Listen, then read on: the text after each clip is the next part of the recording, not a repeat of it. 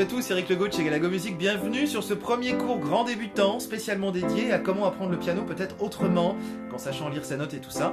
Donc tous les sujets théoriques seront abordés au fil du temps. Moi ce qui m'intéresse dans la série de cours que je vais faire, c'est que vous appreniez à vous débrouiller avec une suite d'accords, écrits avec des lettres et tout ça. Peut-être que vous ne connaissez pas du tout ce système. Moi j'ai découvert assez tard, c'est-à-dire après le conservatoire, je vais avoir une vingtaine d'années. On m'a dit mais non mais des partages peuvent tenir sur un petit bout de paplard comme ça avec des lettres et tout. Je comprenais rien, je me disais mais comment est-ce possible? Et voilà, c'est tout à fait possible. Donc je vais vous l'expliquer en prenant comme support pour ce cours-ci Let It Be. Voilà, et à chaque fois, dans chaque nouveau cours, j'essaierai de vous trouver un petit morceau en relation avec la technique que je voudrais vous expliquer. Voilà, on attaque direct. Alors le but du jeu, c'est d'essayer de se repérer parmi toutes ces touches blanches et noires comme ça. Donc sur le piano, ce qui est pratique par rapport à une guitare, c'est que c'est assez symétrique, c'est même carrément géométrique. Nous avons, si vous constatez bien, des lots de 2 touches noires ou de 3 touches noires. 2 touches noires, 3 touches noires, 2, 3, 2, 3, 2, ok. Donc pour trouver la note Do, qui va nous servir de note de départ pour à peu près toutes les explications de la vidéo, le Do se trouve à la base, dès que vous voyez 2 touches noires, le Do se situe juste à gauche des 2 touches noires. Donc si je vois un lot de 3 touches noires et que je joue celle-là, ce ne sera pas un Do. Là je vois, 2 touches noires, clac, juste à gauche, c'est la note Do. D'accord, Do, 2 touches noires, le Do. Ok, donc ce qui est pratique quand on sait où se trouve le Do, c'est qu'on va pouvoir déterminer où se trouve le Ré, le Mi, le Fa, tout ça. Donc pour ça, alors ça il faut que vous le connaissiez par cœur, c'est la gamme ascendante et descendante de Do majeur. Donc la gamme à connaître, c'est Do, Ré, Mi, Fa, Sol, La, Si, Do. Le nom des notes, ça par cœur. Do, Ré, Mi, Fa, Sol, La, Si, Do. Et il faut que vous le connaissiez également en descendant. Do, Si, La, Sol, Fa, Mi, Ré, Do. Si vous l'avez déjà en tête, c'est bien. Do, Ré, Mi, Fa, Sol, La, Si, Do. Do, Si, La, Sol, Fa, Mi, Ré, Do. Souvent on l'a quand on monte, mais pas forcément quand on descend. Donc vous le bossez bien dans les deux sens, parce que ça va vous faire gagner du temps. Voilà. Donc nous allons commencer à apprendre à construire nos premiers accords. Un accord, qu'est-ce que c'est? C'est au moins 3 sons qui sont joués ensemble. Donc ça, c'est un accord. C'est un accord. Ils sont plutôt dissonants. Nous, on va plutôt faire des accords consonants.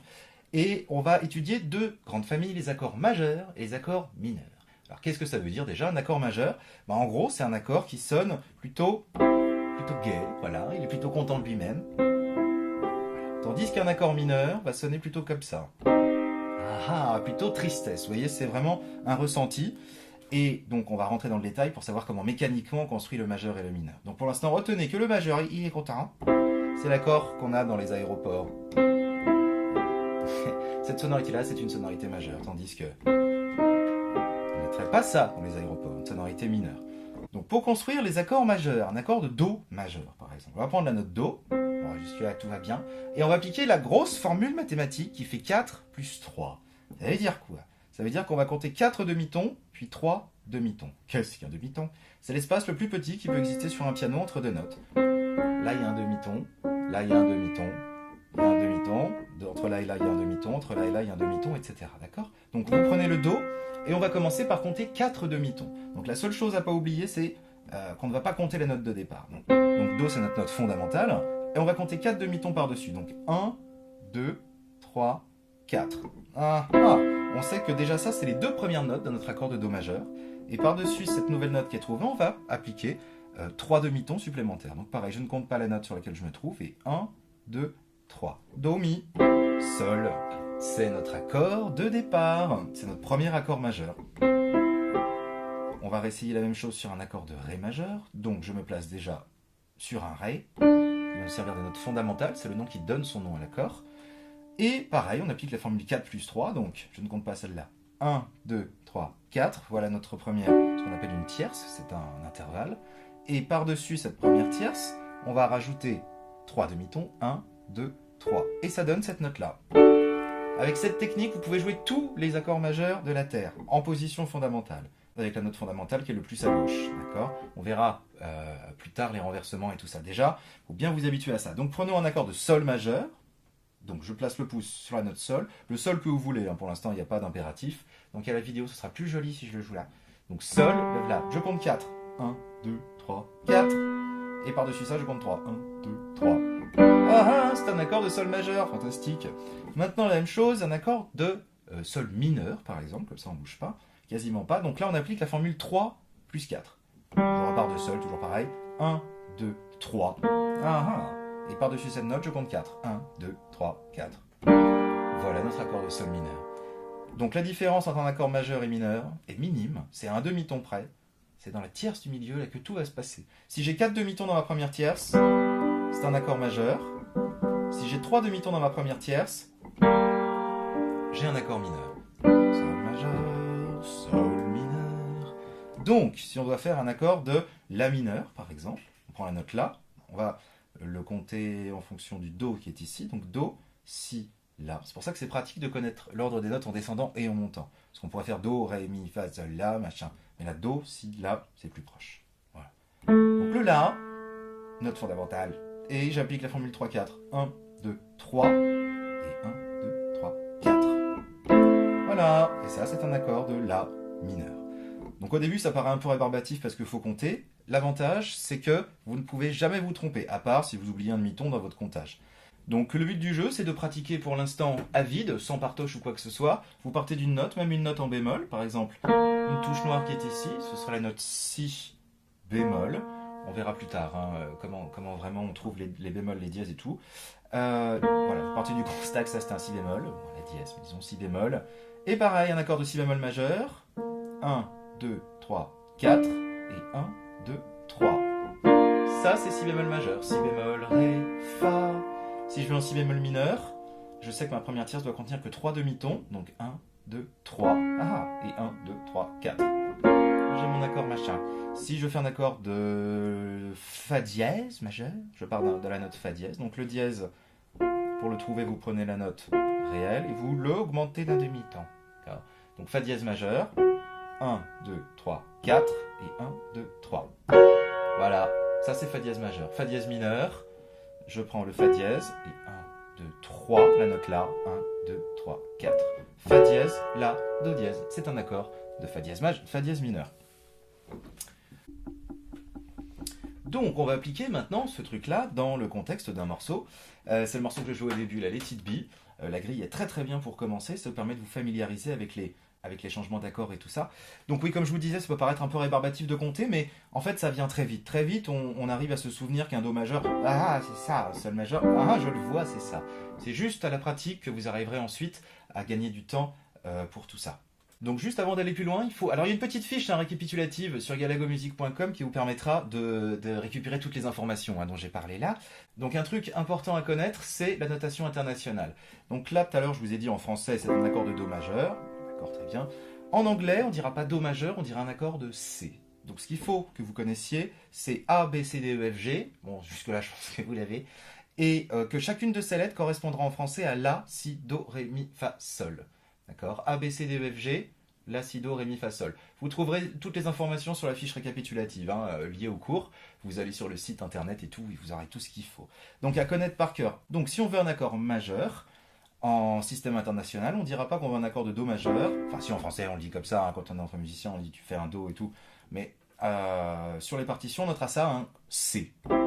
Quand il y a juste la lettre qui est indiquée, par défaut, c'est un accord majeur. Si vous voyez C sur une partoche, par exemple, c'est que c'est un accord majeur. Si vous voyez C petit m, là en revanche, ça spécifie que l'accord est mineur. D'accord ? Parce que c'est ce qu'on va trouver justement dans la grille que je vais vous expliquer. Donc, une grille, c'est une suite d'accords. Une grille, c'est le squelette d'un morceau, le squelette harmonique, c'est-à-dire tous les morceaux de la Terre, enfin tous les morceaux de musique occidentale sont composés autour d'une suite d'accords. Et au-dessus de ça, on va créer une mélodie et tout ça. Moi, ce qui m'intéresse déjà, c'est cette écriture verticale. Donc, dans la grille de Let It Be, vous constaterez que dans la première mesure, donc une mesure, c'est un endroit qui est compris entre deux barres verticales, comme ça. Par exemple, vous voyez, il y a un C avec une barre à gauche, une barre à droite. Ça, c'est une mesure complète. Okay. Donc, le C, c'est donc la note Do, et c'est également un accord de Do majeur. Donc, je vais faire mon Do majeur. Donc, je place mon Do, 1, 2, 3, 4. C'est ça le premier accord. Ensuite, on voit un accord de G. Alors G, c'est quoi déjà? G, c'est la note Sol, et c'est également l'accord de Sol majeur. Donc pour le faire dans ce morceau, alors on pourrait aller chercher le Sol ici, mais dans le morceau spécifiquement, McCartney le joue plus bas. Donc on va prendre le Sol qui est là, donc c'est-à-dire 1, 2, 3 touches blanches en dessous, et on va construire notre accord majeur. Sol, 1, 2, 3, 4, 1, 2, 3. Gagné. Donc, on va faire un Do majeur comme ça. Do, Mi, Sol. Le deuxième accord, Sol majeur.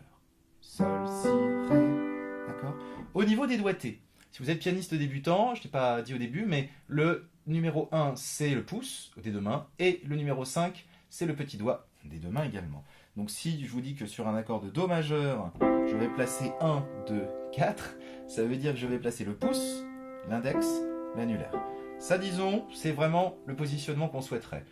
Ou alors, comme ça directement, avec le pouce 3, 5, de manière à faire jouer le petit doigt tout de suite. Au tout début, je pense que vous allez plutôt être tenté de faire les accords comme ça, avec 1, 2, 3, avec les deux autres qui restent en dessous. C'est pas génial, hein, faut le savoir, c'est pas super, mais si vous voulez l'essayer juste pour voir comment ça peut sonner sans vous prendre le chou, c'est déjà pas mal. Par contre, ensuite, vraiment essayez d'adopter le doigté pouce 2, 4 ou pouce 3, 5. À mon avis, pouce de 4 vous ira mieux. D'accord? Au niveau du positionnement du poignet, vous voyez, je suis vraiment... j'ai pas le poignet qui sort comme ça, ni qui rentre. Il est juste dans le prolongement de l'avant-bras.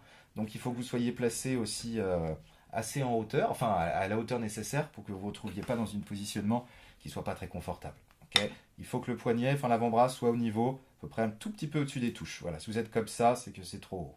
Ok, le coude au niveau des touches, plus ou moins. Ok, nos deux premiers accords, Do majeur, avec 1, 2, 4 au niveau des doigtés.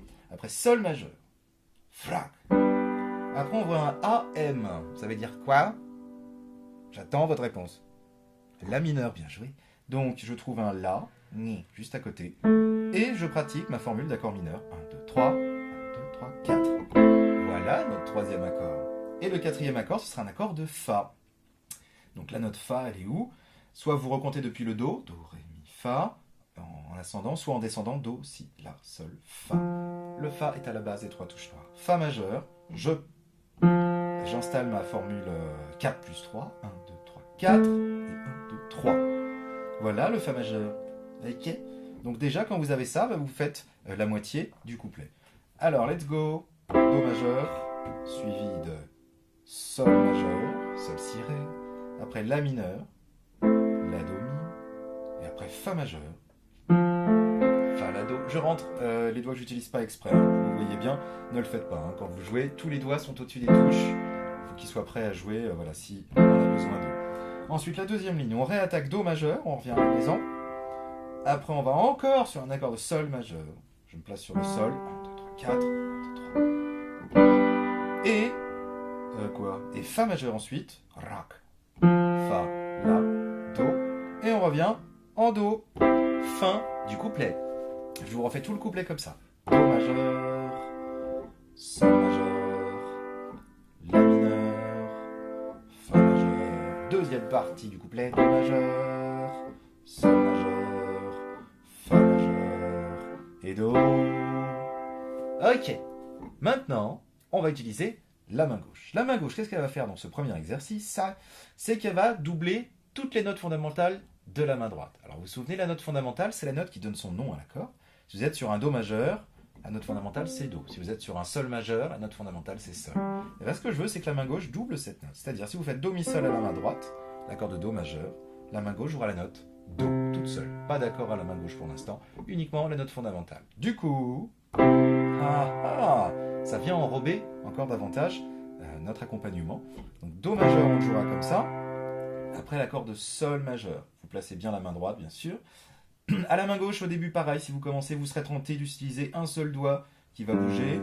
Donc ça ferait Do majeur, après Sol majeur, après le La et tout ça. Bon, ok, ça peut fonctionner. Mais néanmoins, je vous suggère de placer vos doigts comme ça, c'est-à-dire le pouce sur le Do, et les autres doigts qui sont assignés à une touche. Comme ça, si vous avez besoin du Sol, ce sera le quatrième doigt.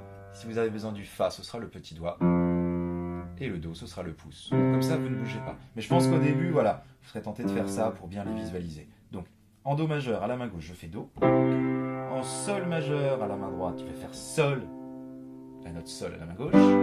Sur un La mineur, je vais mettre le 3 ici. Je joue le La. Et sur un Fa majeur, je joue le petit doigt sur le Fa. Et voilà. Et ça, vous pouvez le bosser autant de fois que vous voulez. Vous prenez n'importe quel accord. Un truc qu'on n'a pas encore dit. La bémol majeur. Je prends la note La, Do, Si, La. Le bémol est juste un demi-ton en dessous. Et j'applique ma formule magique majeur. 1, 2, 3, 4. Et 1, 2, 3.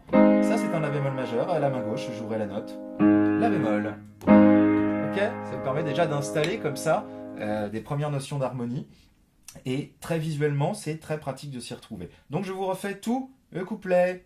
Do majeur, Sol majeur, La mineur, Fa majeur, deuxième ligne, Do majeur, Sol majeur, Fa majeur et Do majeur. Voilà. Sur la partoche, vous avez une deuxième partie qui est le refrain, qui reprend en fait tous les accords qu'on a vus mais dans un autre ordre. Donc du coup, cette partie-là du refrain, ce sera à vous de la travailler tout seul comme des grands, puisque c'est exactement le même principe que ce qu'on a vu dans le couplet. Donc ça, c'est vraiment la toute première étape. Enfin, déjà, on a avancé dans les étapes, mais si vous arrivez à plaquer les deux mains, pas à vous gourer dans les sons et à vous y retrouver, vous avez déjà bien avancé dans le travail. Ok. Bon, alors ça, c'est vraiment comment s'accompagner, méthode numéro 1. On plaque à la main droite l'accord et la note fondamentale à la main gauche. Et on a besoin de notre accord, on le déplace. Très bien. Méthode numéro 2 d'accompagnement. Pour enrichir un tout petit peu et créer une espèce de mini rythmique, comme ça, un petit moteur. Ce qu'on va faire, c'est qu'on va, on va taper 2 fois l'accord à la main droite. Tandis que la main gauche, elle restera enfoncée les 2 temps. C'est-à-dire 1, 2. Nickel, après le sol. 1, 2, le La mineur. 1, 2. Vous voyez, la main gauche reste enfoncée. Au début, ça va sûrement vous donner ça. Vous allez plaquer, vous allez vouloir replaquer à droite et les deux mains vont rejouer genre, mais non, ce n'est pas ce que j'ai commandé. Ramenez ça en cuisine. Donc Do, je retape l'accord. Sol majeur, même de principe. La mineur. Et voilà, et on a entamé comme ça un petit peu des exercices d'indépendance des mains. Je le refais. Et après, le but du jeu, c'est de ne pas s'arrêter. D'accord? 3, 1, 3, 1, 2, 3,